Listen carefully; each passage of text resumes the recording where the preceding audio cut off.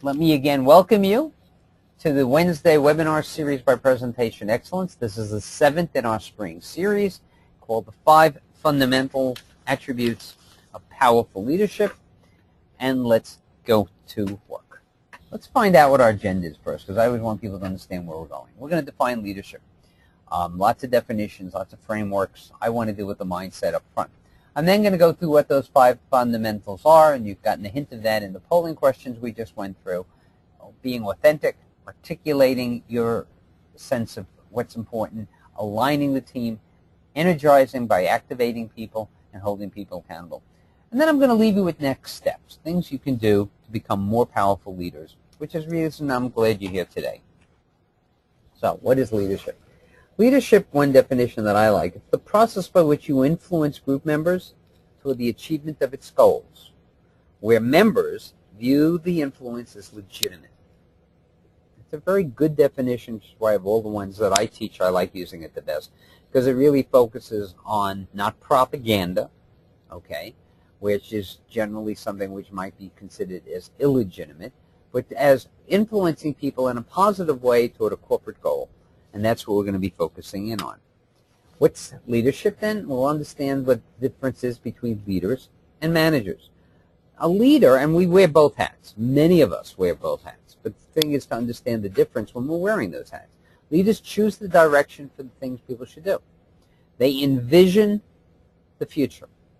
They mobilize people, inspire people to go on the mission, the thing they're going to get up every single morning to do. And they set the values and the culture tone. So let's take Starbucks, for example. The vision was to create an experience for people of a really great coffee and provide an opportunity for people to have a third place to go to besides work and home where they could experience that coffee and share it with other people. Hence, the foundation of Starbucks was coffee shops. Okay? Now, it's moved, and that's why Starbucks coffee is no longer Starbucks coffee, but Starbucks, because that vision now is expanded to giving people the experience of great coffee, not just in a retail outlet, but elsewhere. If you're a barista working there, your mission every day is to provide a top quality coffee to people, and whether they're in the store or out the store, in a very friendly manner, and making people feel good about what they're doing. That's the leader. The manager is the person who's responsible for getting things done right, making sure people are there on time to get the work done, focusing on the implementation and execution of the strategy, making sure the values are done and the culture. For those of you who are, again, using Starbucks as an example, not familiar, Howard Schultz recently came out in the last couple of weeks with a new book focusing on his second act at Starbucks, and he talks about what he had to do to get things right. As a manager, he realized there were contradictions and problems in Starbucks in the last 4 years, and that's why he came back, assumed leadership to fix them and make sure the program was implemented correctly. And only now that he's accomplished that to a great extent is he willing to share his story. It's an excellent story. I highly recommend you consider reading it. As I said to you earlier, leaders are everywhere. And it's not just top-down. It's not just the CEO. There's a great concept in the branding literature we talk about often, and that is you're the CEO of your life. It doesn't matter who you are. You're your manager. You're your leader. You're taking yourself where you're going.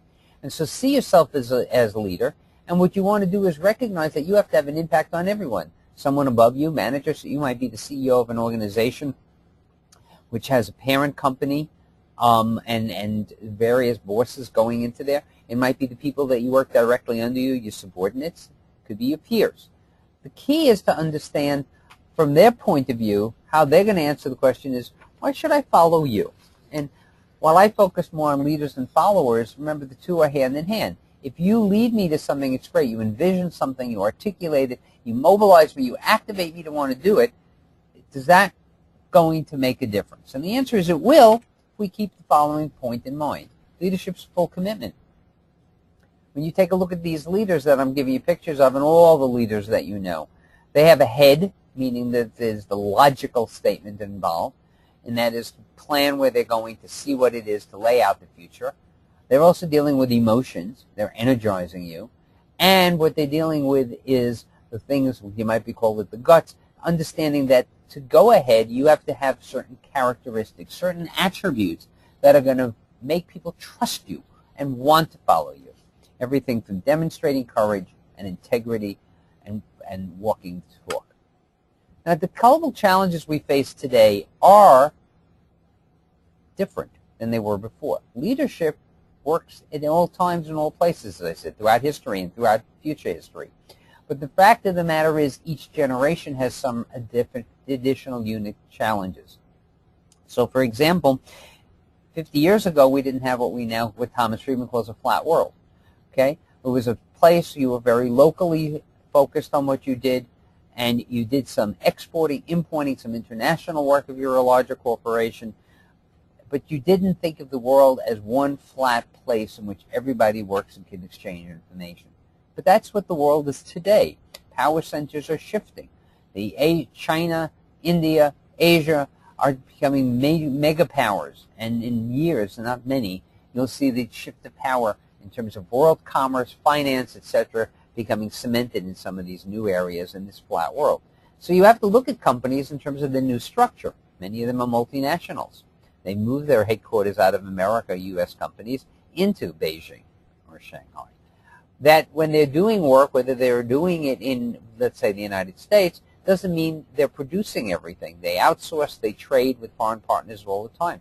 And they focus on selling to foreign markets, which means you need to understand them and what they buy and how they do it. And there's many different ways of doing it, and you need to have a multi-domestic approach in being able to meet the needs of the different markets. So your global challenge is really understanding your market as a series of markets and really spending time in knowing them and changing. An example on that, just to make it simple, is many years ago the new CEO came in charge of Oreo cookies, had taken a look at Oreos, which was selling in China and being the number 5 product over there in its place, and trying to figure out why it's such a great product in so many other countries, especially the United States, but wasn't doing very well over there. And so he went over there and did some research, and he discovered a number of things, one of which was the culture was one in which they didn't want round cookies, but they wanted flat wafers. They wanted less sugar, and they wanted it packaged differently. And the most interesting part is, in our culture, it was taken for granted that people have milk and cookies, say after school as a concept. That wasn't there. And so they had to educate, in a sense, people and inform them that's a new way to do it. So the global challenges are really challenging assumptions. And that's what a leader has to do at all points. Challenge basic assumptions and take you to the next level. Some of these challenges means understanding how you're going to make decisions.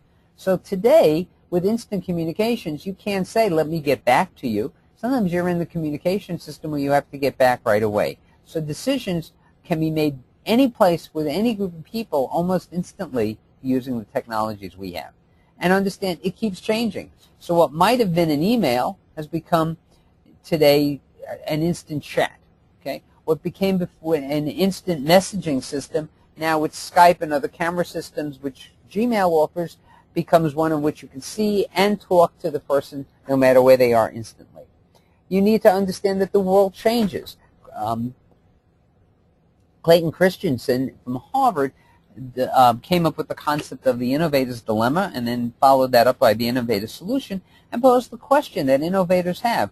What happens when you have a new technology and you're using it for a while and there's a fear that a new technology could come along and make yours obsolete? Do you wait till that happens? Or do you go ahead and become proactive and make your own products obsolete? An example might be, imagine you're in the old days where you're creating floppy disks. Okay? That got transformed to CDs, DVDs, today flash drives. The concept of servers is becoming cloud computing. Do you put yourself out of business? Intel believes in that. Every 18 months, using Gordon Moore's law, they try to double the capabilities of their chips. Why? Because the dilemma is, if I don't take care of being cutting edge, someone else will put me out of business, and then I won't get that chance.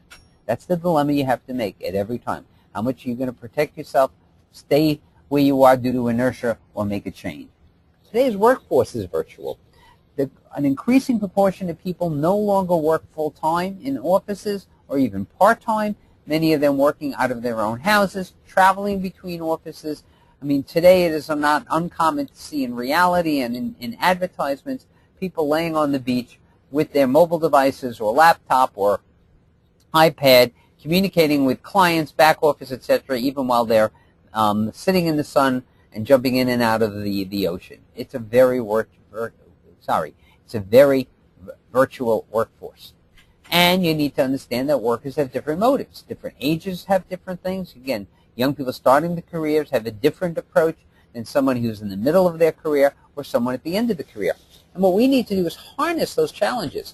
Now, I teach, as I said, organizational implementation, and one of the issues I focus on is the different models. And the most recent basic model that was developed was in 1969, kind of fitting for yesterday, space shuttle gifts that were given to 3 cities.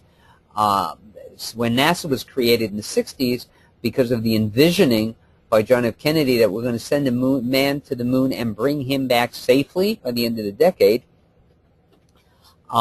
we created a whole new structure called matrix management, a way of managing large systems using temporary services, and the temporary teams that worked effectively to send a man to the moon and bring him back safely became known as matrix management and is now a well-used system in many of the global Fortune 500 type companies.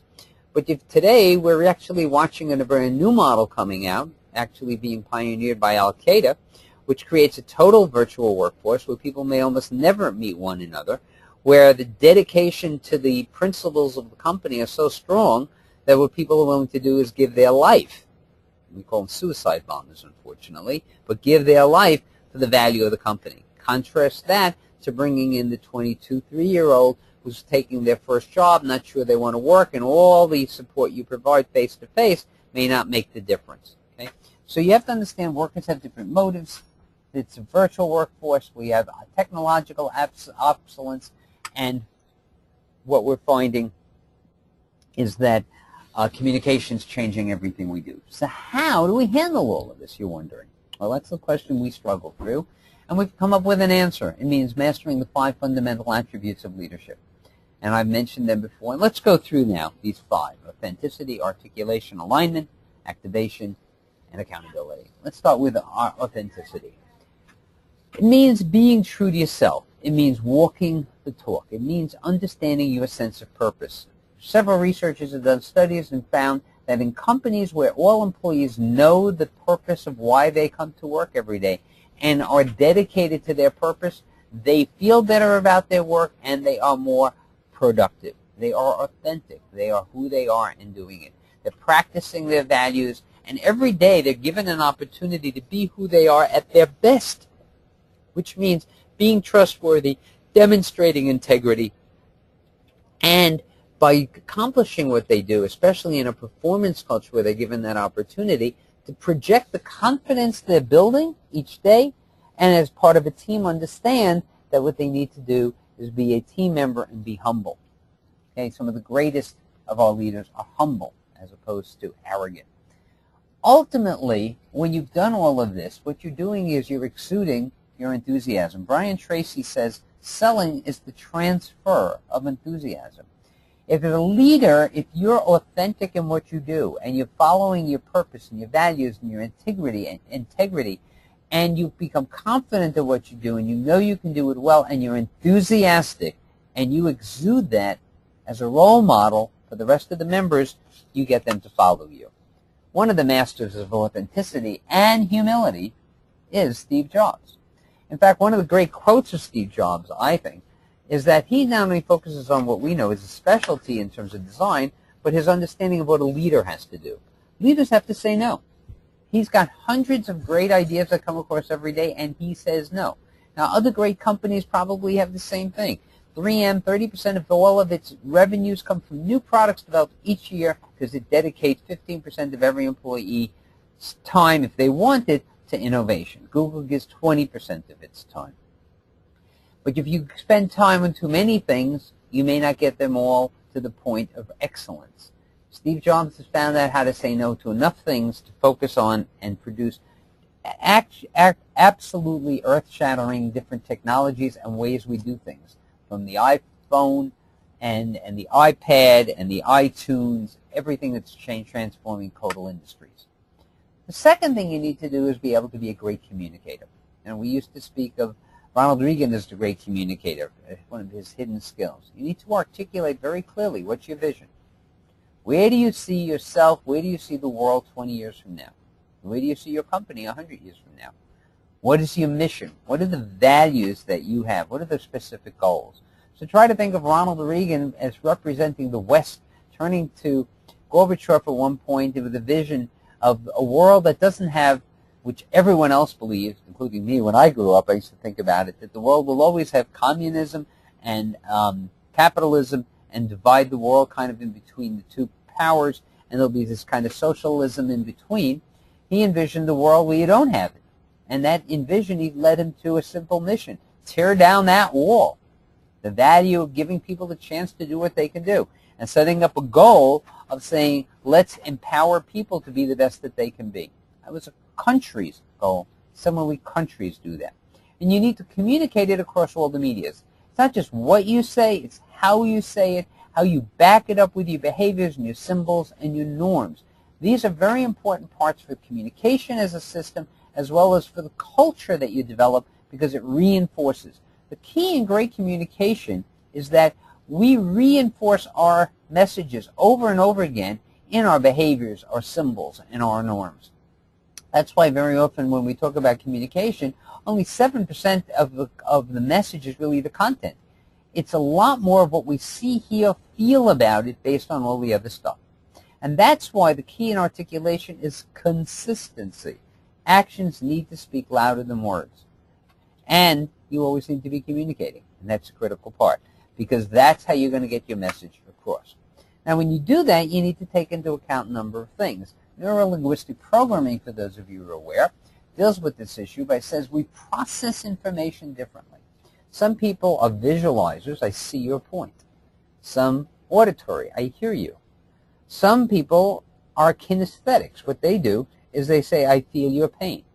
The point is, we process information differently, and the most effective way of communicating is to find out, when you're the communicator, the presenter, what is the audience going to get? So the leader needs to always understand the tempo and style of the audience. Similarly, if I'm presenting in one country and I go to another country and their process of communicating is different, I need to follow what that audience needs to hear.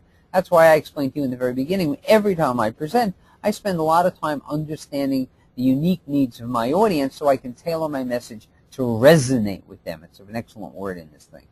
And even former President Gerald Ford, not exactly one of the great leading presidents of our time, filled a very important role because he understood that he needed to communicate trust and confidence after Watergate so that the country could feel whole again. And that was his major accomplishment. The third leadership attribute I want to focus on is alignment. 55% of you saw this as very important, and I would agree.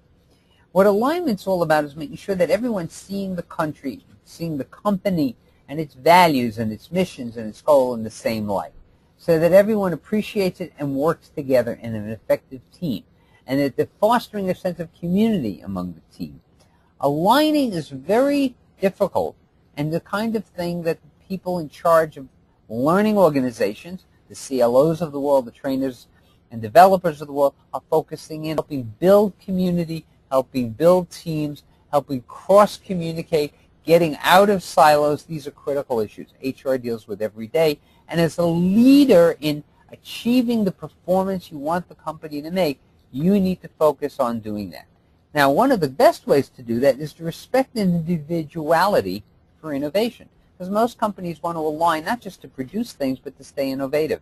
And if they then try to get everyone to conform, that's going to squash the very essence of what you want, innovation.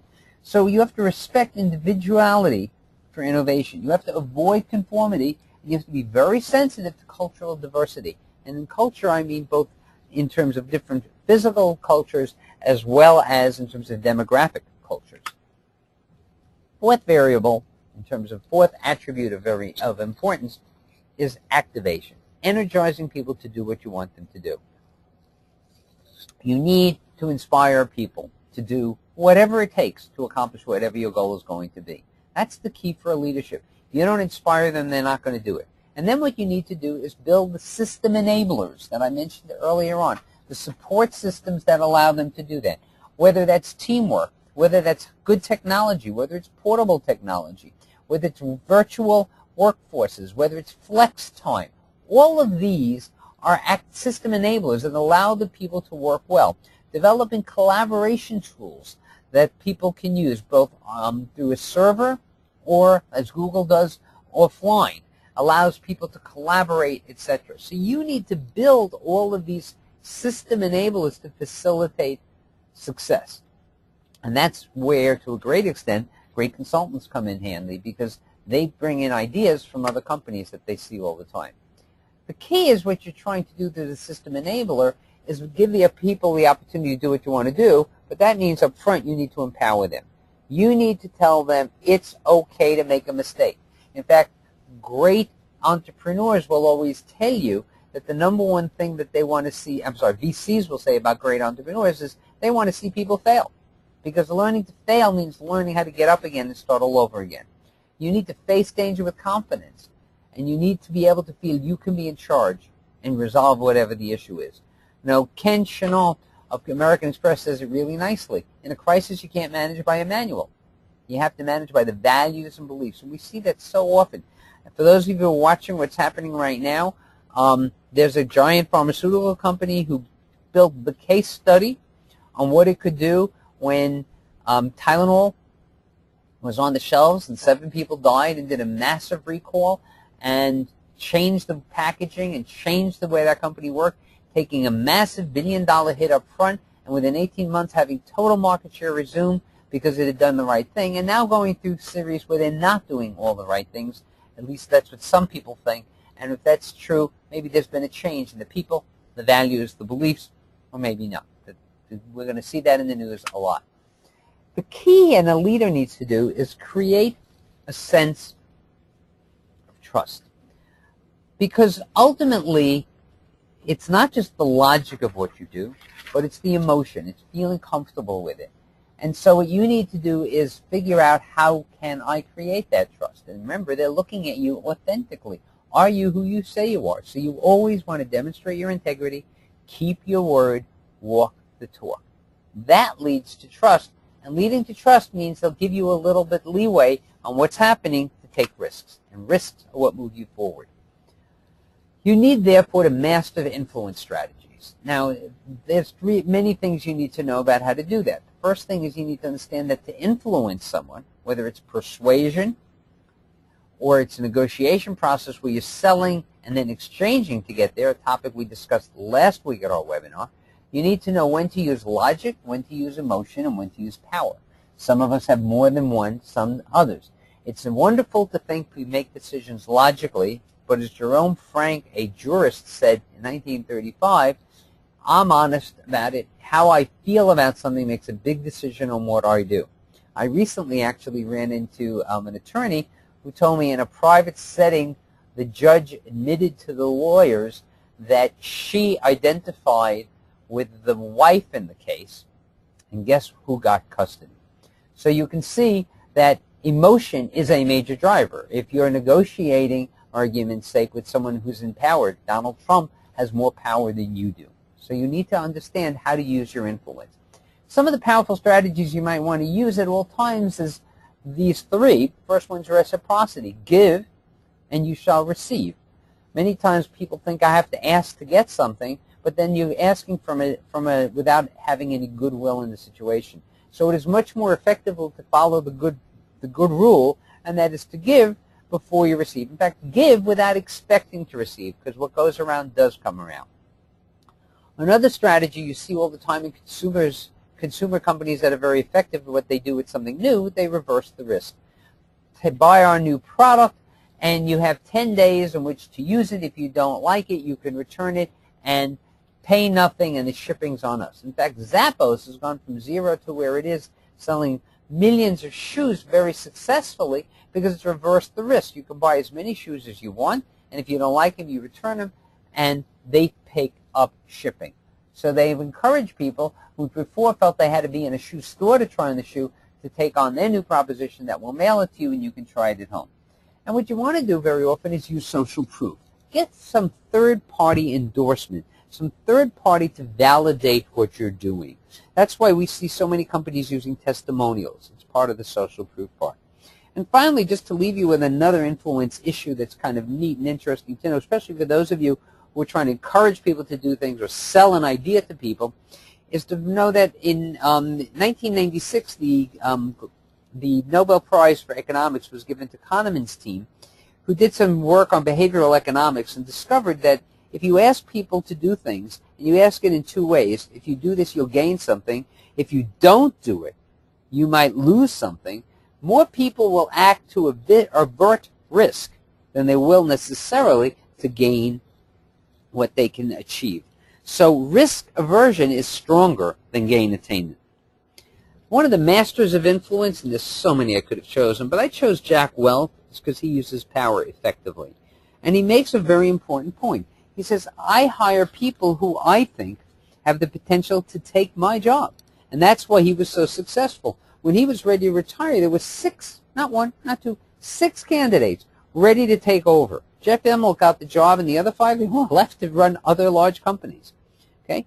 Keep in mind that when you use influence properly, and you're authentic, and you're humble, and you have integrity, you don't have to, as Daniel Burrus says, who just wrote a great book, by the way, Fast Forward, and I highly recommend reading it. It's excellent. You don't have to put out someone else's flame just to be able to win. You can work with other people. You can be a win-win situation. And the final part that I want to address, the final A, the final attribute, is the concept of accountability. Many of you pick this as a big issue, and it really is, because as we get larger in our organizations, we run into problems of holding ourselves accountable for what we do. This morning when I was speaking about some major companies restructuring, inevitably the lack of great accountability systems, good decision dashboards with accurate information fast enough were the reasons these companies failed, and the new CEOs who came in turned them around. You want to be able to provide the right information, get the right information from all the relevant people, process the issues confrontationally, meaning showing you care, but being harsh about it if it needs to be worked that way, and then make the adjustments to whatever the current plan is. So I have one company that's really in an interesting situation. Every year they're setting up their financial projections, and they have a plan, and for the last couple of years they've been beating their plan. But what's interesting is each year they keep doing it, and they're picking their plan at a number slightly lower than what they achieved the year before. And so someone in a meeting asked whether there's really integrity in that, because if they've already done that and there's no reason to expect you to go backwards, why not assume you can go forward and have a higher goal? So let's put it all together. What have I tried to give you? I've given you 5 fundamental attributes. The first being authenticity, being true to yourself, so people will want to trust and follow you. Articulation, enabling people to understand the directions of the company and the values so that they can communicate them to others and bond around them. Aligning people to work as a group, to work together as a team, and to be able to encourage the fostering of that. Activating people, energizing people, inspiring people, and building the structures to support them, the system enabler to make it happen. And finally, accountability, using feedback to adjust the processes so people can achieve the goals they want. Putting that together, what does it tell us? It tells us that we can become great leaders if what we do is we focus on these attributes and we produce consistent, excellent results. Now you're going to do that not the first time you try something. You're going to have to deliberately practice it. You have to try over and over again getting it right. You know, there's a great book out by David Sandler, You Can't Teach a Kid to Ride a Bike in a Seminar, and I think he sums up this whole point. You have to deliberately get on that bike and practice driving and falling a couple times till you sense what balance is, till you sense where you're going, and learn that, you know, you can fall and scrape your knee, but you're okay and you can move forward. And in that way, you can change your mindset, which is how you look at the world, your skill sets, getting the skills, and the system enabler, structuring it to make it work. Companies, leaders within companies, can build all the systems for a learning organization to give people the skill sets and buy all the equipment and structure and models and strategies to do the system enablers. But the key is the mindsets. Encouraging people to adapt the right ones. Hiring from the beginning the best, and then keeping them incentivized to want to continue growing. That is the key challenge. of the 21st century leader. And with that, I want to thank you for attending today's program. For those of you who don't know, Presentation Excellence is a resource center for strategic and business development. We also provide executive coaching services. Obviously, a lot of our work is around people presenting new ideas, energizing companies to do it, whether it's sales, marketing, senior management teams, mergers, acquisitions, you name it. We're working with all of those things. Please visit our website, which is presentationexcellence.com, to learn more about the many services we have, including our training programs. For example, we do open to the public training. Actually, tomorrow is our New York workshop. The next one will be in June. I believe it's June 16th. For those of you looking for leadership coaching, go to Leader Presence. You should also, if you're interested in connecting with leaders, go to leaderconnections.com. And finally, if you're in New York and you're a CEO of a $5 million company or more, and you're looking to become even better than what you are by leveraging the power of other CEOs, please feel free to do so by first looking at vistagenewyork.com and then coming. Now, as I mentioned to you in the very beginning, today is the end of this series of webinars. If you're interested in getting an invitation to the next series that we'll be launching soon, we're just working on the content and style and timing right now, I highly recommend that you go to presentationexcellence.com and sign up for our newsletter where we'll be announcing all of the future programs. Also, if you're interested at any point in buying any of the slides of our presentations, you go to bit.ly /PE webinar slides, and you can purchase the slides. The archive of today's presentation will be available on your computer probably in